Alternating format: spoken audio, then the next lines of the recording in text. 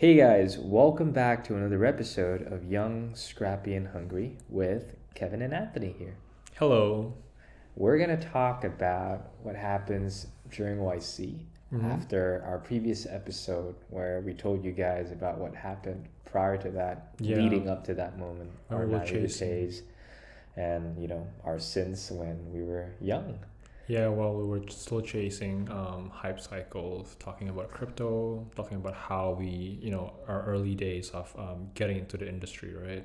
Yes, sir. Trying things out, seeing what fails, I guess. Yeah. So when did we start applying to YC or got into YC? It was around 2019. It was 2019. 2019, Yeah, it was after 2019. summer, right? After summer. So we spoke to a lot of people about it. I mean, we tried getting into it, so we spoke to a lot of our previous batches. We spoke to a lot of founders asking for advice in general. And at that point, our idea, we already pivoted from Crypto exchange. It was like early 2019, and we were trying out something new, but it was still in the fintech space. You want to talk more about that? Sure, yeah, we pivoted a little bit. It's still in trading. We wanted to build Robinhood for Indonesia. We thought it was a brilliant idea. I mean, it's not as bad as crypto exchange, right? Of course, like it was more clear. There were APIs that we can use. We didn't have to build from scratch. It's essentially like just making a nice UI, slapping being in a different country, right? Serving to different people, and we called it, I guess, Robinhood for Indonesia. Yeah, and at the time, we were basically just a front-end wrapper. It was a lot easier to build, and we trusted ourselves a lot more because we handed over the trading mechanisms all to a broker-dealer here in the US. And so, yeah, I think... And it was like much more financially regulated. It was much safer. Yeah. And then I think for us, we applied... It took a long time for us to submit our application. I think we applied the night before the deadline. Really? Yeah, it was... Wow. It's quite crazy. I checked our YouTube video. It was uploaded exactly the night before the deadline. That was pretty crazy. But I think we worked on the application quite some time before that deadline. We just weren't sure. We thought there was this magical moment kind of thing. So yeah, I mean, we did see other people doing similar things within our age group. Whether it was Robinhood for India, Robinhood for Southeast Asia, it was fintech was also pretty up there back then.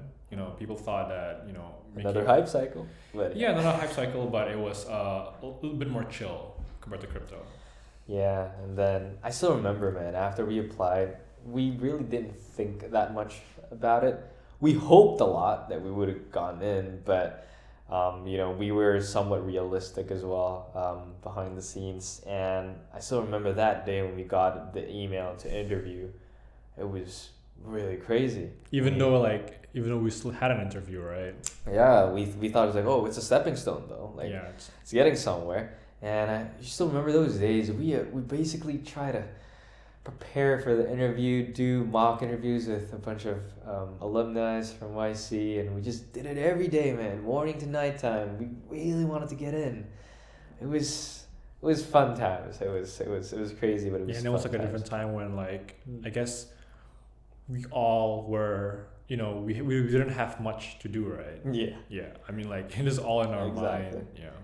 And come interview day, I think we specifically picked a dated time, which was the last for that week. Wow. And we just basically wanted to know the results immediately after the interview. Right. Didn't get in. If we got in, we didn't have to wait until the end of the day. Yeah. So if it was the worst day of your life, you want it to be over quick. Yeah. But exactly. If it was the best day, then it's pretty good too. Yeah, we went into the interview.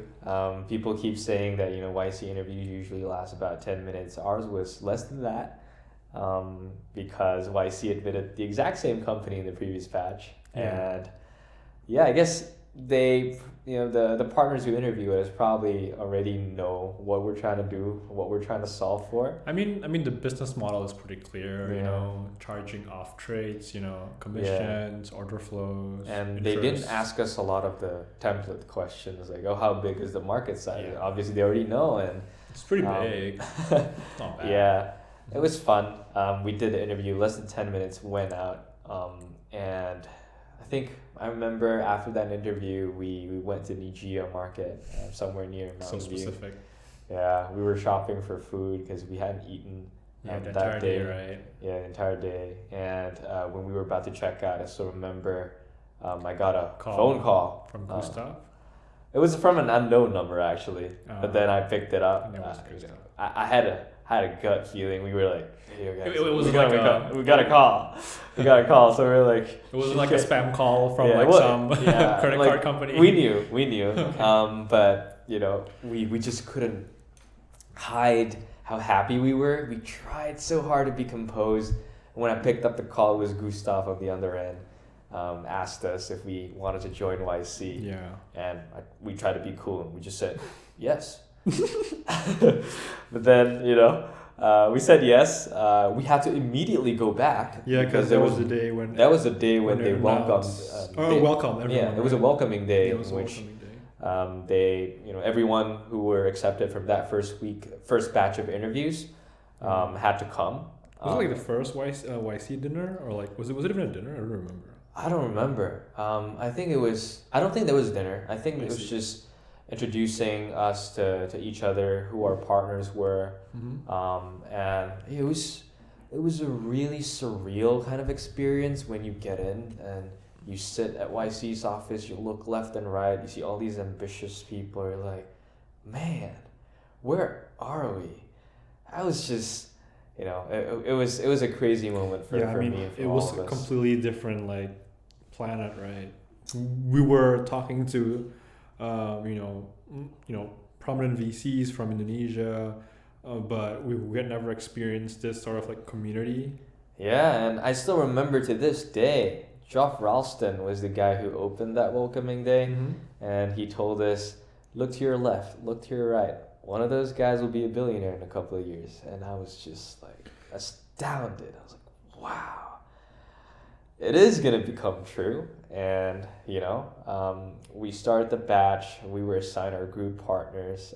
I think at the time we got Michael Seibel. No, wait. I thought we got Gustav first, right? Yeah, but there was a conflict of interest. Yeah. Then we were passed on to Michael Seibel, Adora Chung, Tracy Young, and who's the other guy? Aaron Epstein. Love that guy. And Kevin Lin from Twitch. They were really great partners. We went home after the welcoming, and we still couldn't believe that we got in. It was crazy. We went back home, slept. The morning we woke up, we still couldn't believe it. It was just wild. And we got in wanting to build Robinhood for Indonesia, right? So immediately the next week, I bought a ticket back home, whereas the rest stayed to do YC. I went back home to set up. Was it with Albert? Initially, I was alone. Albert came a bit later. I see. But yeah, it was crazy times, man.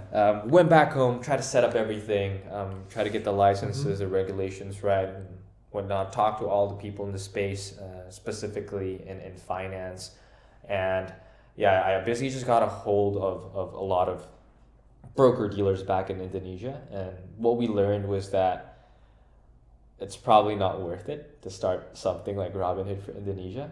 The reason being is because the GDP per capita just isn't at a level in which people are thinking about investing, number one, from the macro level. And number two, there just wasn't a clear path for us to make enough money. So we would have had to raise, maybe for the next 5 to 7 years to wait it out so that people are ready to invest. And I mean, even in hindsight, these days, I wouldn't be so sure that it's a good market to get into even now. Yeah, exactly. I mean, it's been 3-4 years? I don't know. It's been 4 years. 4 years. I think now. Yeah. So not much has changed. Not much. I would say. Changed. Yeah, and when we were there, we decided that regulation wise wasn't going to cut it. Economically, and wasn't going to cut it. And like we were doing something that is pretty new, trying to bring U.S. stocks to Indonesia, and the regulation was really, really, really sparse and not clear. It wasn't illegal, but it was not something in the interests of the Indonesian people, I guess. It was hard at the time because we've always wanted, as a startup, as a small company, to move fast and break things, and unfortunately, we were in the very wrong industry, especially in fintech. You can't move fast and break things. You sort of have to follow the rules. And so we decided to maybe we should try something else. Maybe this wasn't for us because we would have had to raise a ton of money to buy an Indonesian broker dealer license and all that. It would have costed us like more than $6 million. And this was all during the YC batch, right? Yeah, it was during the first month or so. I see. And then YC was 3 months. So in the middle of the batch, I guess we were not searching, but we were looking at products, and we found sort of new products that we were interested in, and we thought that could apply to our social like needs, and one of them was authentication. So authentication itself, when we were building out our trading app, the Robinhood for Indonesia, we realized there was no password, right? Like the auth was very different. We initially started with signing with Google, all those email providers, but then in developing countries, people don't really use emails. Yeah, they use mobile phones, right? They use mobile phones, and when we realized that, and we're like, okay, maybe there's something for us to do here. Let's try to do auth. Then when we were building out the app, a couple of other trading apps locally in Indonesia were interested in how we were doing auth. We were doing things with those public key infrastructure, authentication, everything passwordless. We actually got our first client because, or B2B sales deal, because another trading app looked at our app and they were like, how'd you guys do this auth thing? So we were like, okay, you guys want to pay for this? And they said yes.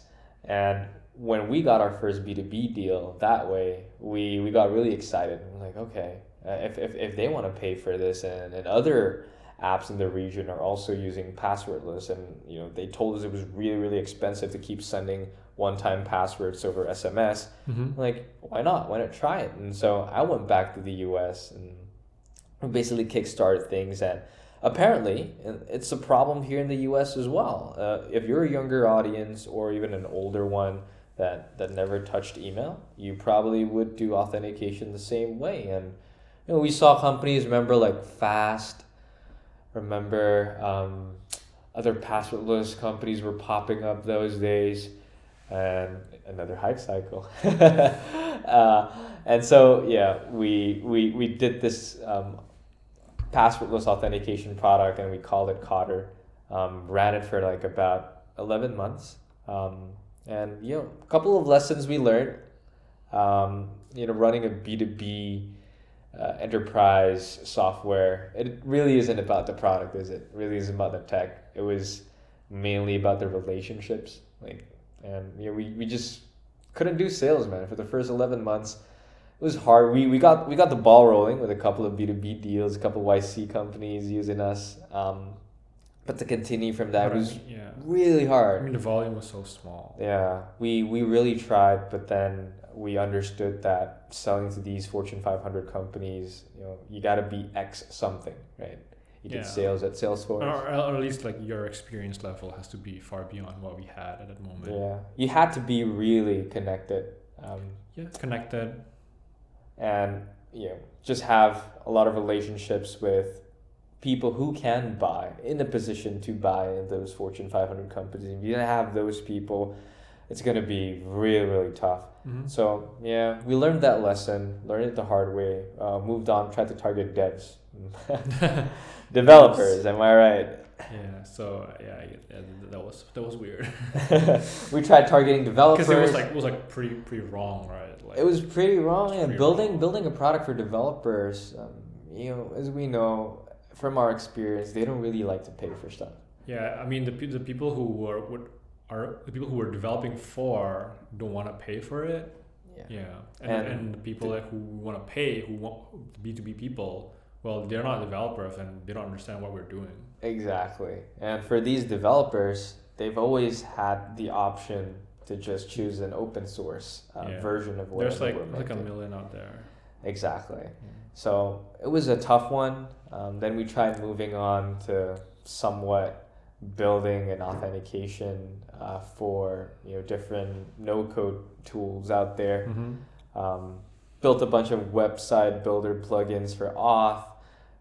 It was a good run. We started getting revenue that way, charged her product for a significantly lower price. And yeah, it was a good run for 11 months. Lessons learned. Just a voice memo for Kevin to remember when he's older. Yeah. The lessons learned about building a B2B SaaS product. It's not that easy. Most founders, if you're early on and this is probably your first rodeo into the tech world, it's really not about the product or the tech that you can build. It starts with a relationship first, and then it's going to be the product and the tech. Yeah, I mean, I guess you can think of it like a different way, or like you can like raise enough money to hire the salespeople. But I guess we weren't at that stage either. Yeah, we weren't. I mean, you have to be really convinced, right? You have to be really convinced that you're going to reach product market fit. Yeah. Because those salespeople are not very cheap, and you don't know when your return on investment is going to come. Exactly. So yeah, I guess lesson learned, guys, that we just wanted to share with other founders is that startups are hard. We tried a consumer product, hard to make money. We tried a B2B SaaS product, hard to sell. And yeah, I guess on the next episode, we'll tell you more about how we finally moved on to Typedream and how it got us to this point in which, we've experienced the growth that we've never had before. We've experienced the love that we've never had before for our product. And yeah, I guess that's for the next one. Thank you for listening. Thank you for listening, Kevin's kids. And yeah, see you guys. Bye-bye.